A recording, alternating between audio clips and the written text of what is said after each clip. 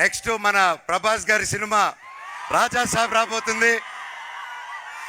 అది వేరే లెవెల్లో వచ్చింది డార్లింగ్స్, మామూలుగా రాలేదు అది. So I'm looking forward and guarantee రికార్డులు తిరిగి రాస్తారు ఆ సినిమా. అలాగే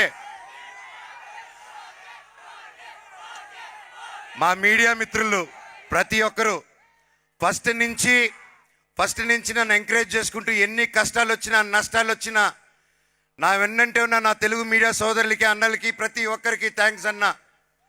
మీకు ఒక రూపాయి ఇచ్చింది లేదు, అందరూ అనుకున్నట్టు ప్యాకెట్లు ఇచ్చింది లేదు, ఏమి ఇచ్చింది లేదు.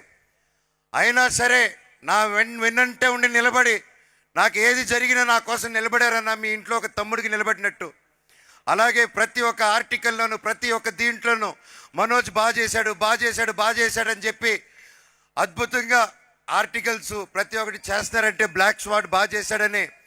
అన్న ఎన్ని జన్మలు రుణం ఎత్తుకున్నా మీ రుణం తీర్చుకోలేను, ఎందుకంటే మేము చాలా గర్వపడుతున్నాను. మన తెలుగు మీడియా సోదరులు, మన తెలుగు మీడియా టాలెంట్ ఉంటే పైకి ఎత్తుతారని మరోసారి నిరూపించారు. థ్యాంక్ యూ అన్న. అలాగే మన తెలుగు సినిమా ఇండస్ట్రీ ఈ మధ్యకాలంలో థియేటర్స్కి రారు అంటున్నారు. కరెక్ట్ సినిమా తీస్తే తప్పకుండా థియేటర్స్కి వస్తారు తమ్ముడు.